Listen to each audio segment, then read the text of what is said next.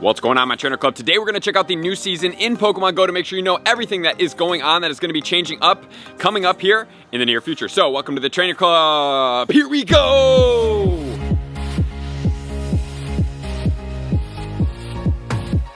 Welcome back, everybody. Let me know in the comments below, are you guys excited for the new change of season? We are going into the season of discovery in Pokemon Go. This is exciting stuff. We have new Pokemon spawning, we have a little bit of a shakeup in some bonuses, and we are also going to have some new shakeup in some eggs. So we're going to check out all those details starting right now. And the dates and times of this one is going to go from Tuesday, June 1st at 10 a.m. local time. So for most of you guys, when this video is posting, it is either about to go or it has already gone. And then it's going to go all the way until Wednesday, September 1st at 10 a.m. local time. So we have 3 months. Pokemon Go discussed as the last season included Xerneas, Yveltal, as well as the Therian form, Landorus, Tornadus, and Thundurus. We are now going into the season of discovery, which is going to include the Go Fest. That's going to be really exciting. As well as they're pointing out some 5th anniversary celebrations. So that is going to come up in early July, guys. So I do anticipate that the month of July may be one of the most fun times to play Pokemon Go. So if you are not playing Pokemon Go, you've taken a break, or you have friends that have taken a break, you might want to invite them to come back here, because I'm telling you, Go Fest being $5, if you want to check out that full video up here of everything that's going to entail, is going to be crazy. And they haven't even released the legendaries that are going to be going on during that event time as well. And being that it is going to be the season of discovery, they have made mention that there's going to be new Pokemon to discover, as well as new ways to discover the Pokemon that we already know and love. So it looks like there's going to be a lot of discovery. Hopefully that means we're going to have some new shiny Pokemon. June 17th, there have been a lot of people anticipating and hoping that this surprise Pokemon could be shiny Regigigas coming into the game, or at least Regigigas, and I would hope that if they do bring that back, it would be with the shiny. So let me know what you guys think as far as that speculation goes. As of right now, there is absolutely no confirmation. It is purely speculation on everybody's behalf. So for the season of discovery, the research breakthrough is going to reward you with 1 free remote raid pass.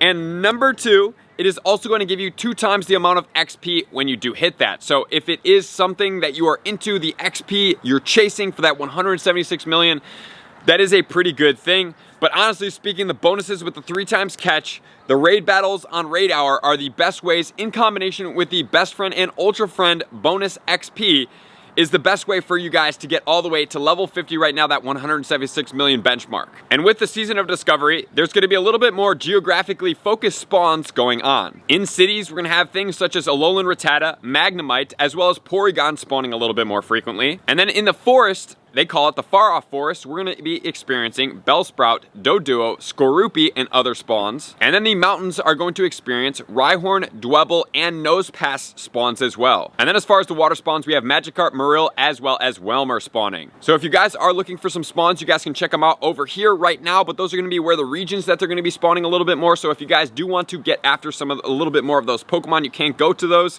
and start to farm up. And remember, saving those Pokemon such as Magikarp if you're trying to max out a level 50 for the quest on the way to level 50, or you just want it to be because of the Mega, you guys want to trade those over 100 kilometers. And all of these Pokemon that are going to be spawning that they have mentioned do have shinies as well, which is super, super cool. And then as far as the Northern Hemisphere, we are going into the summertime. So we're going to have the summer form of Deerling coming out. I swear, every time I see these Deerlings with the new forms, they totally look like shinies to me. And the spawns are going to be Alolan Diglett, we do have Staryu, as well as Scyther. Remember that Scyther does have a shiny. It does go Mega as well. Mega Scizor is going to be super, super cool. And then we have Trico, Torchic, and Mudkip. All of those do have shinies. All of those do have Megas.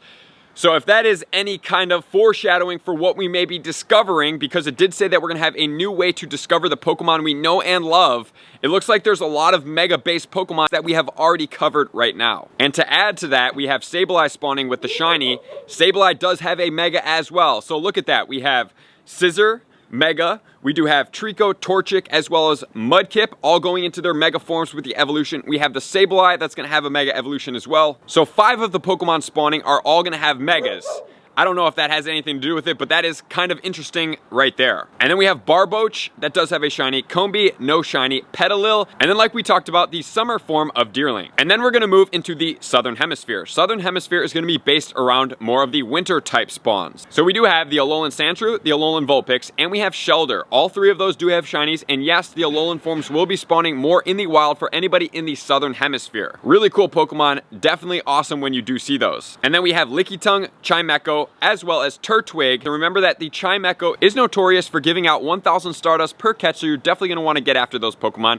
We also have Chimchar as well as Piplup. Those ones do have shinies. So it looks like the Southern Hemisphere is not based so much around having mega Pokemon. So I don't know if that is indicating that maybe that is just a thing that is happening, but it is still suspect that they are spawning all 5 of those for the time frame with combination of that wording of this event. And then they're going to get the Winter Deerling as well as Cubchoo as well, that does have the shiny. And just remember, as we have talked about, maybe you haven't known exactly what's going on, but I'll say something along the lines of, hey, make sure you catch this specific Pokemon during this season because it has boosted Stardust. The season has not really changed for anybody as the time I'm making this video, so there are no reports as of new Stardust Pokemon, but if there are new Stardust Pokemon that have higher increased Stardust catches, I will make a video about that. Make sure that you guys do know all of those Pokemon that do have it. I want to make sure that you guys are in the full know of everything that's going on. And then we do have some additional Pokemon making their way into the eggs in Pokemon Go, so let's check those out right now. Starting off in the 2-kilometer eggs, we're going to be adding Meditite, Buizel, and then we're also going to be adding Spritzy as well as Swirlix. If you guys haven't had enough from the Luminous Legends X and Y, you can now hatch them in 2-kilometer eggs. And then in the 5-kilometer eggs, I really actually like this switch up. Number 1, we have Togepi. In the 5-kilometer eggs, you heard that right, it does have a shiny. Togekiss is really relevant as well. Then we also have the Gligar as well as Skarmory. Really cool Pokemon, definitely relevant for the Skarmory in the Go Battle League. Both of them do have shinies. And then finally, we also have Bonsly. Yes, you heard it, Bonsly and Togepi, 2 baby Pokemon in the 5-kilometer eggs. Both of those do have shinies. And then in the 10-kilometer eggs, we have a couple more Pokemon making their way more prevalent. We do have Timber. We do have Rufflet. Both of those have shinies. Then we have Noibat and Goomy making its way in there as well. Obviously, Goomy being a dragon Pokemon, being that it's a rarer Pokemon, I definitely knew that it was going to be making its way into that egg pool, but it is now officially in there if you guys do care to hatch those and get some more there. And then as far as the Adventure Sync eggs, in the 5-kilometer ones, remember, if you guys do walk 50 kilometers, or 100 kilometers, typically speaking, you will get a 5-kilometer and a 10-kilometer egg every Monday at 9 a.m. if you have 2 egg spots open, and that can also be in one of the 12 spaces too. It doesn't have to be in the 9, it can also go into the bonus eggs, but you need to have it open in order for that to happen at 9 a.m. It will not roll beyond 12 if you have 12 eggs already full. The 5-kilometer eggs can now yield Cranidos, Shieldon, Skrelp, and Clauncher. And there are also the 10-kilometer eggs as well. There's some really cool Pokemon in these 10-kilometer eggs. We do have Bagon, Beldum, Gibble, as well as Riolu. So in the 10-kilometer eggs, really cool pool.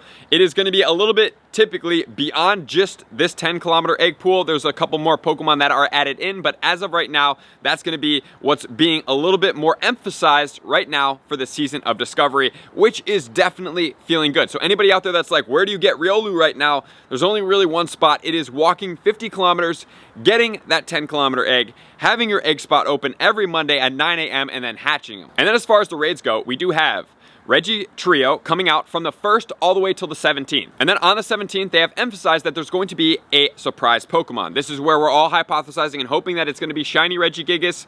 But I could also see them not doing that and maybe releasing a shiny Regigigas because they do talk about having more surprise Pokemon that are exciting coming for Go Fest as well. So, oh man, that's a hard call right there, but honestly, I am excited for whatever comes. I do believe that Go Fest raids are going to be really fun, especially that it's going to be Go Fest. It's a discount for $5, and it's going to be a 5-year anniversary. Like I said, July 2021, Pokemon Go is going to be, I think, probably one of the best times that's going to happen in the game to date. And then also, for the entire month, as we have covered before, there's only going to be 1 Mega Pokemon going on at one time.